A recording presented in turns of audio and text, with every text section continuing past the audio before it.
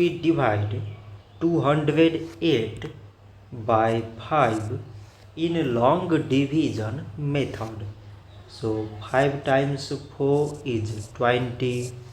On subtracting we get 0. So now we put down this 8 and 5 times 1 is 5. On subtracting we get 3.